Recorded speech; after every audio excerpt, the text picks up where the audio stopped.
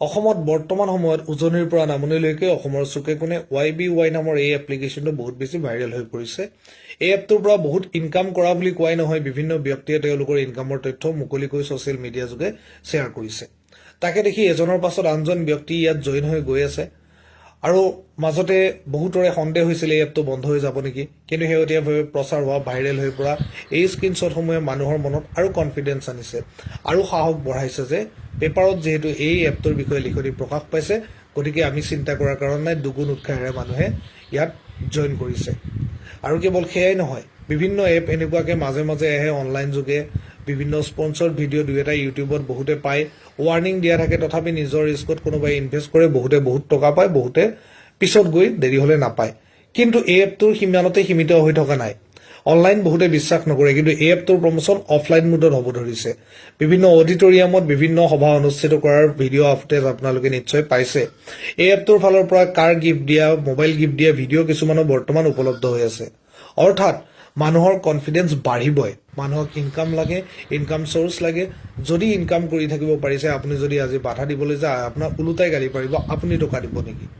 এতিয়া কথাটো হ'ল যে আচলতে এই এপটো কি হয়, এই এপটো আচলতে জেনুইন হয় নে ফ্ৰড হয়, এই কথাখিনি জনাটো খুবেই প্ৰয়োজন আপোনালোকৰ। ইয়াৰ বাবে আপোনালোকে কেইটামান কথা জানি লওক, বাকীখিনি নিজেই বুজিব। 1 নম্বৰ কথা, যিসমূহ স্ক্ৰীনশ্বট বৰ্তমান ভাইৰেল হৈ আছে, আপোনালোকে পাইছে পেপাৰত প্ৰকাশ পোৱা বুলি, সঁচাকৈ পেপাৰৰ পৰা লোৱা এইটো পেপাৰ কাটিং হয় নে এনেকুৱা ধৰণে বনাই শ্বেয়াৰ কৰা হৈছে, এইটো পিছৰ কথা, মই নাজানো যিহেতু। কিন্তু যদি সঁচাকৈ প্ৰকাশো হৈছে, কোনে লিখিছে লিখনিকেইটা? আপোনাৰ মোৰ দৰে কোনোবা ব্যক্তিয়ে লিখিছে যিয়ে এপটোৰ পৰা টকা পাইছে। মই এপটোৱে টকা দিয়া নাই বুলি কোৱা নাই, টকা পাইছে। কিন্তু কাইলৈ এই এপটোৰ লগত কি হ'ব তেওঁলোকেতো নাজানে, প্ৰথম কথা। দ্বিতীয় কথা, যিসকলে ট্ৰেডিং বুলি ডিঙিত গামোচা লৈ আপোনালোকক ভাষণ দি আছে, এই এপটো ট্ৰেডিং এপ, আপোনালোকে ট্ৰেডিং কৰিব, ট্ৰেডিঙৰ টিটোও নজনা বহুত ব্যক্তিয়ে আজি আপোনালোকক ট্ৰেডিং শিকাই আছে। ট্ৰেডিং কি তেওঁলোকে নাজানে। ট্ৰেডিং হ'ব হ'লে, ইণ্ডিয়াত ট্ৰেডিং কৰিব হ'লে আপোনালোকে ৰেজিষ্টাৰ থকা হ'ব লাগিব সেই এপটো সেবিৰ দ্বাৰা, মানে ছিকিউৰিটিজ এক্সচেঞ্জ বৰ্ড অফ ইণ্ডিয়াৰ দ্বাৰা। ক্ৰিপ্ট' কাৰেঞ্চি ট্ৰেডিং কৰিব হ'লে সেইটো ক্ৰিপ্ট' এক্সচেঞ্জ হ'ব লাগিব, মানে ক্ৰিপ্ট' এক্সচেঞ্জ, যেনেকৈ শ্বেয়াৰ মাৰ্কেটৰ ট্ৰেডিং কৰা এপ থাকে, ক্ৰিপ্ট' কাৰেঞ্চি ট্ৰেডিং এপ থাকে, যাক আমি ক্ৰিপ্ট' এক্সচেঞ্জ বুলি কওঁ। তাৰ বাবেও স্পেচিফিক অথৰিটি থাকে পাৰ্মিশ্যন দিবৰ বাবে, আৰু তাৰ পৰা আপোনালোকে গভৰ্ণমেণ্টক টেক্স দিব লাগিব, 30% টেক্স, যি আপোনালোকৰ ইনকাম হ'ব। আৰু যিটো ক্ৰিপ্ট' এক্সচেঞ্জ হয়, তাত যিবোৰ কইনৰ যি দাম চলি থাকিব, সেই কইনবিলাকৰ নাম লৈ এওঁলোকৰ এই এপ্লিকেশ্যনটোত কিছুমান ভুৱা প্ৰাইচ দেখুওৱা হয়। এইবোৰ প্ৰাইচৰ একচুৱেল ক্ৰিপ্ট' কইনৰ লগত কোনো লিংক নাই।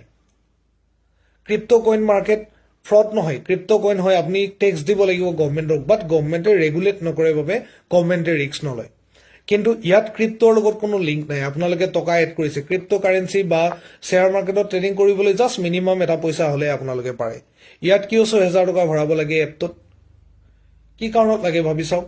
আজি 6,000 টকা ভৰালে আপোনাক তেওঁলোকে ছিগনেল দিব, আপুনি প্ৰফিট কৰিব, প্ৰফিট কৰি গৈ আছে, কোনোবা দিনা হঠাৎ লছ হয়। তেওঁলোকে কি কৰিব, ৰিকভাৰী প্লেন আনিব, আপোনালোকে আৰু ভালকৈ ইনকাম কৰিব পাৰিব, যি লছ হ'ল আমি ৰিকভাৰ কৰাই দিম।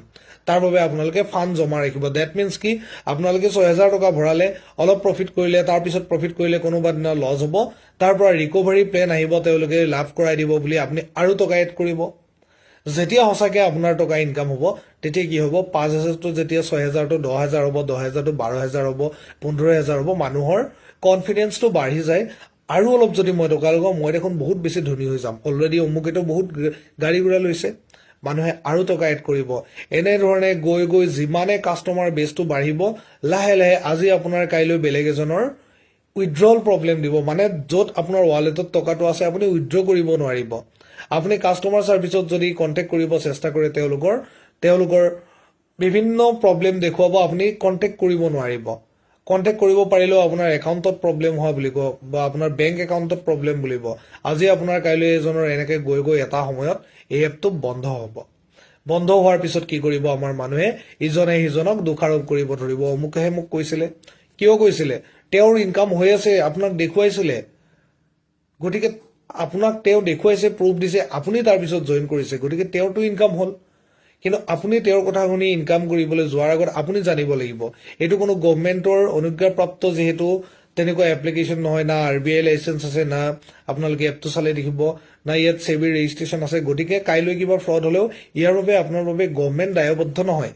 আজি বেংকৰ টকা আপোনাৰ লগত যদি ফ্ৰড হয় আপোনাক আমাৰ প্ৰশাসনে হেল্প কৰিব ইয়াত আপোনালোকক কোনে ফ্ৰড কৰি লৈ যাব কোনে বিচাৰিব নিজৰ ৰিস্কত আজি যেনেকৈ আগবাঢ়িছে কাইলৈ নিজৰ ৰিস্কত আপোনালোকে আগবাঢ়ি ফ্ৰড হোৱাৰ পিছত নিজে অনুশোচনাহে কৰিব পাৰিব গতিকে এই ক্ষেত্ৰত আপোনালোকে অলপ নিজে নিজে সজাগ হওক সাৱধান হওক আৰু ভিডিঅ'টো আগলৈ যিমান পাৰে শ্বেয়াৰ কৰক কাৰণ যি ধৰণত এই এপটো প্ৰমোট হৈ আছে আগন্তুক দিনত অসমত ভয়ানক পৰিস্থিতিৰ সৃষ্টি হ'ব যিসকলে ইয়াতে ইনভেষ্ট কৰিছে একাংশই বহুত ইনকাম কৰিছে তেওঁলোকে দানাৰ লেকচাৰ দিব তেওঁলোকৰ আণ্ডাৰত বহুত ব্যক্তি আছে তেওঁলোকৰ প্ৰব্লেম নহয় প্ৰব্লেম আপোনালোকৰ হ'ব যিয়ে মানুহ দিব নোৱাৰিব আৰু লাষ্টত গৈ তেওঁলোকেও পাব লগা টকা নাপাব যিসকলে বহুত বেছি মানুহ জইন কৰাইছে তেওঁলোকেও নাপাবগৈ গতিকে ট্ৰেডিং কি হয় যিয়ে ট্ৰেডিঙৰ টিটো নাজানে যিয়ে সেবি কি নাজানে যিয়ে আৰবিআই কি নাজানে তেওঁলোকে আপোনাক ট্ৰেডিঙৰ বিষয়ে লেকচাৰ দি আছে আৰু আপোনালোকে শুনি জইন কৰি আছে